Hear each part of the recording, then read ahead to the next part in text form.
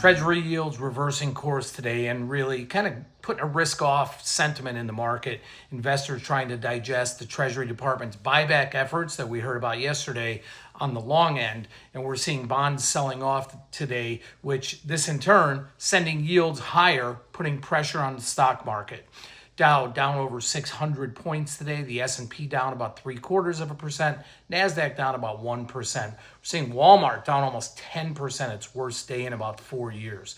Philly Fed Manufacturing Index jumped to 47.4 this morning. That's the highest since April of 2021. And weekly jobless claims dropped to 206,000, while continuing claims rose to 1.8 million.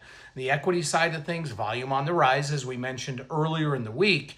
We're also seeing a significant uptick in ES put options. Yesterday, we had about 8 million contracts total, and that put volume yesterday was about 65%.